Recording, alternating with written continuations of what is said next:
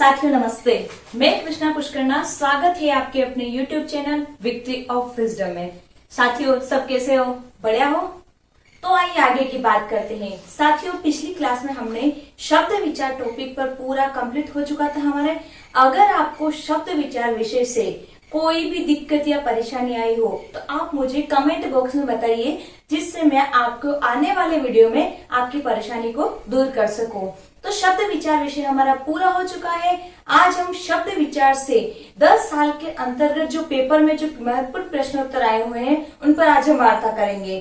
तो आप भी अपनी नोटबुक उठा लीजिए और उसमें नोट करिए कि 25 में से कितने क्वेश्चन आंसर आपके सही होते हैं। अगर 25 में से 20 से अगर कम सही होते हैं तो आपको जो पिछली कक्षा जो है उनको फिर से पढ़ने की जरूरत है, क्योंकि कंपटीशन बहुत आगे है। ये हर बार कहती हूँ कि कंपटीशन बहुत आगे है, हम बहुत पीछे हैं। तो साथियों मेहनत करने की जरूरत है। मेहनत करेंगे तो ही हमें सफलता प्राप्त होगी। बिना मेहनत के सफलता प्राप्त नहीं हो सकती। आप कहीं भी लिख लेना कि संघर्ष ही सफलता का मूल मंत्र है। तो आइए साथियों देखते हैं शब्द विचार से जो महत्वपूर्ण क्वेश्चन है वो आप भी नोट करिए अपनी कॉपी में कि 25 में से आपके कितने क्वेश्चन आंसर सही होते हैं। तो साथियों देखते हैं पहला क्वेश्चन आपकी स्क्रीन पर। निम्नलिखित में से तत्सम शब्द कौन सा है? तत्सम मैंने पढ़ाया था, उत्पत्ति के आधार पर आपको पढ़ाए थे तत्सम, तद्भव, देशज, विदेशी और संकर शब्द। ये पांचों शब्द मैंने आपको पढ़ाए थे। तो आप इसकी स्क्रीन पर देखते रहिए, आपके क्वेश्चन चल रहा होगा। तो आप बताइए निम्नलिखित में से तत्सम शब्द कौन सा है? मैंने बताया था तत्सम शब्द संस्कृत के शब्द होते हैं और ज्यो के त्यों लिखे जाते हैं, और ऐसे जो कभी अपन ने सुने नहीं हो। मैंने जब पढ़ाया था तब आपको बताया था। उल्लू आपने सुन रखा है, ऊंट भी आपने सुन रखा है, गधा भी सुन रखा है। गोटक शब्द जो है वो आपने शायद पहली बार सुना होगा या तत्सम शब्द पढ़े होंगे तब सुना होगा। तो इसका जो सही आंसर होगा वो होगा द। दूसरा क्वेश्चन देखते हैं, योग रूढ़ शब्द का चयन कीजिए। जब मैंने पढ़ाया था रचना या बनावट के आधार पर अगर शब्द की बात करते हैं तो 3 प्रकार के होते हैं, रूढ़, यौगिक और योग रूढ़ शब्द। याद है साथियों कि भूल गए? सब याद है तो नोट करिए, योग रूढ़ शब्द का चयन कीजिए। तो आप बताओ योग रूढ़ चयन शब्द जो इसका होगा, बहुव्रीहि समास के सारे उदाहरण योग रूढ़ शब्द कहलाते हैं। जब पढ़ाया बताया मैंने, तो इसमें जो गजानन जो गणेश जी के लिए कहा जाता है वो शब्द योग रूढ़ शब्द होगा। तो इसका जो सही आंसर होगा वो होगा ब। तीसरा क्वेश्चन लेते हैं हम, निम्न में से देशज शब्द कौन सा है? मैंने अभी बताया उत्पत्ति के आधार पर तत्सम, तद्भव, देशज, विदेशी और संकर शब्द। तो निम्नलिखित में से देशज शब्द कौन सा है? अ बात करते हैं हम घेवर, ब बात करते हैं मिष्ठान, स बेल, द खीर। घेवर और मिष्ठान और खीर सुन के तो मुंह में पानी आ गया होगा, नहीं आया ना? तो आप बताइए, मुंह में पानी नहीं लाना है, अपने को आंसर बताना है। तो आप बताइए कौन सा शब्द होगा देशज, जो अपनी जनता के द्वारा गढ़ लिया जाता है? इसका जो सही आंसर होगा वह होगा अ। जो घेवर शब्द है वो हिंदी का शब्द नहीं है, ये अपनी जनता के द्वारा ही गढ़ लिया गया है। तो इसका उत्तर है अ। चौथा क्वेश्चन बात करते हैं, निम्नलिखित में से तत्सम शब्द कौन सा है? तद्भव शब्द कौन सा है? तो आप बताइए इसका सही आंसर। अगर तद्भव शब्द की बात करें तो मैं बताती हूँ आपको, मैंने तत्सम और तद्भव पढ़ाया था तब आपको मैंने बताया था कि तत्सम कौन से होते हैं, तद्भव कौन से होते हैं। जैसे अग्नि की बात करें, अग्नि कौन सा शब्द है? अग्नि शब्द है वो तत्सम शब्द है। और इसका जो बात तद्भव की बात होती है तो उसका होगा आग। अग्नि का होगा आग। इक शब्द है ना तद्भव शब्द है। इक शब्द का संस्कृत में जो वर्ड होता है वो होता है इक्षु। उसके बाद दधी संस्कृत का शब्द है, तत्सम शब्द है, इसका अर्थ होता है दही। और नयन अपन नयन सुनने में तो अपने को लगता है हिंदी का शब्द है, तो ये क्या होना चाहिए? तद्भव। पर नयन का नैन होता है। तो इसका जो सही आंसर होगा वो होगा ब। इक शब्द तद्भव शब्द है। पांचवा क्वेश्चन की बात करते हैं, निम्नांकित में से योग रूढ़ शब्द कौन सा है? योग रूढ़ शब्द कौन सा है? तो आप बताइए, काला, लंबोदर, नाम और विद्यालय। मैंने बताया बहुव्रीहि समास के सारे उदाहरण किस में आते हैं, योग रूढ़ शब्द में। तो यहाँ क्या होगा, लंबोदर, लंबा है उदर जिसका। तो पांचवे का उत्तर होगा, सही उत्तर होगा ब। छठे क्वेश्चन की बात करते हैं कि आप भी देखते रहिए अपनी स्क्रीन पर, अपनी नोटबुक में नोट करते रहिए, नहीं तो हवा ही नहीं लगेगी क्या हो रहा है, कुछ हो रहा है, किसका आंसर क्या हो रहा है, योग रूढ़, रूढ़ कौन सा है, योग रूढ़ कौन सा है, यौगिक कौन सा है, कुछ भी पता नहीं चलेगा आपको। तो आप भी नोट करिए, जहां नहीं समझ में आ रहा हो वहां टिक, वहीं से आगे मत बढ़ो, वो पूछो, एक बार अपना डाउट क्लियर करो कि मेरे को यहाँ डाउट है, तो पूरा एक बार सॉल्यूशन मिल जाए, उसके बाद आगे बढ़ना चाहिए समझ में। अब सातवें क्वेश्चन की बात करते हैं, निम्नांकित में से कौन सा शब्द यौगिक है। यौगिक की बात कर रहे हैं। यौगिक शब्द मैंने जो बताया इसका सार्थक अर्थ तो होता है, पर बहुव्रीहि समास के अलावा सभी समास के उदाहरण क्या कहलाते हैं, यौगिक शब्द कहलाते हैं। तो आप बताइए इसमें से सही आंसर कौन सा होगा। इसका सही आंसर होगा विद्यालय, विद्या के लिए आलय। इसमें तीसरा कोई सार्थक अर्थ नहीं निकलता है, बस इसमें बहुव्रीहि समास को छोड़कर सारे समास के उदाहरण किसमें आते हैं, यौगिक शब्द में। तो इसका सही आंसर होगा अ। आठवें क्वेश्चन की बात करते हैं, शब्द व्युत्पत्ति रचना के आधार पर निम्न में से कौन सा शब्द योग रूढ़ है। आप वहां पर एक और ऐड कर लीजिए, मैंने जहां लिखवाया था रचना और बनावट के आधार पर, वहां व्युत्पत्ति भी ऐड कर लीजिए। कभी क्वेश्चन पूछ ले व्युत्पत्ति के आधार पर शब्द के प्रकार कितने होते हैं, तो 3 होते हैं, रूढ़, यौगिक और योग रूढ़। तो इसमें पूछ रखा है योग रूढ़ शब्द कौन सा है। इसका जो सही आंसर होगा वो होगा अ, जलज। 9वां क्वेश्चन देखते हैं, एक या एक से अधिक वर्णों से बने सार्थक ध्वनि समूह को कहते हैं। वर्ण भाषा की सबसे छोटी इकाई वर्ण कहलाती है, और वर्णों के मेल से बने सार्थक ध्वनि समूह को हम क्या कहते हैं, शब्द। वर्ण, वर्ण तो भाषा की सबसे छोटी इकाई। स्वर, स्वयं रज्जन्ते इति स्वरा, मतलब जो स्वतंत्र बोले जाते हैं, जिनके लिए दूसरे स्वरों की आवश्यकता नहीं होती है। व्यंजन दूसरे स्वरों की सहायता से बोले जाते हैं। तो यहाँ जो सही उत्तर होगा वह होगा हमारा अ, शब्द। सार्थक इकाई पूछ ले तो शब्द, भाव के आधार पर पूछ ले तो वाक्य, यह आपको मैंने पढ़ा दिया है। अब अगला प्रश्न की बात करते हैं, रेलगाड़ी शब्द में, रेलगाड़ी शब्द कौन सा है, संकर शब्द है। दो भाषाओं का जहां मेल होता है वह शब्द क्या कहलाते हैं, संकर शब्द कहलाते हैं। तो देखते हैं 10वां क्वेश्चन, रेलगाड़ी शब्द में रेल कौन सी भाषा का शब्द है। ये ऐसे क्वेश्चन जरूर बनते हैं, तो आप इन पर ध्यान दीजिए। अ है अरबी, ब है फारसी, स है अंग्रेजी, द है हिंदी। तो रेल जो शब्द है वह अंग्रेजी भाषा का शब्द है और गाड़ी हिंदी भाषा का शब्द है।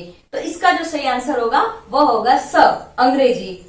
11वें क्वेश्चन की बात करते हैं, विकारी शब्द का उदाहरण नहीं है। इसमें से विकारी शब्द कौन सा, विकारी का उदाहरण नहीं है। मैंने 2 पढ़ाया था प्रयोग के आधार पर, विकारी और अविकारी। विकारी में पढ़ाया था जिसमें विकार उत्पन्न होता हो, और अविकारी में पढ़ाया जिसमें विकार नहीं उत्पन्न होता हो। विकारी के उदाहरण देखे थे हमने, संज्ञा, सर्वनाम, विशेषण, क्रिया, और उधर था अव्यय। तो इसका जो सही आंसर होगा वो होगा अ, अव्यय।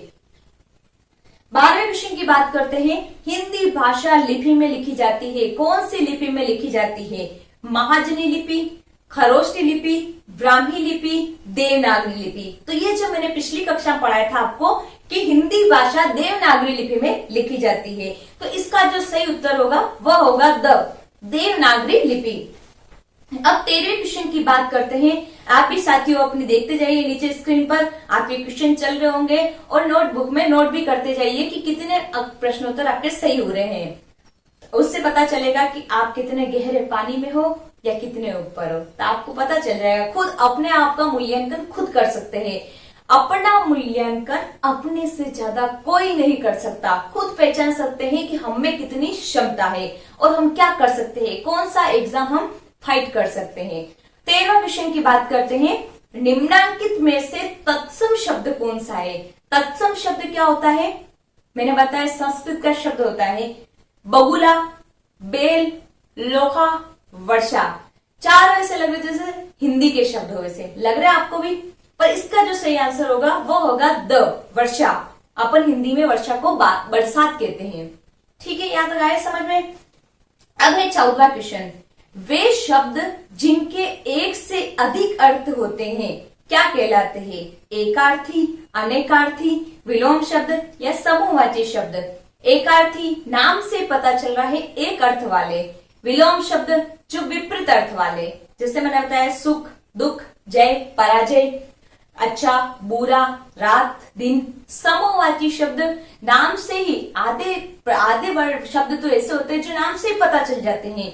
समूहवाची शब्द जो होते हैं वो समूह का बोध कराते हैं, और अनेकार्थी शब्द जो होते हैं वो एक से अधिक अर्थ देते हैं। नाम से आपको पता चल गया होगा।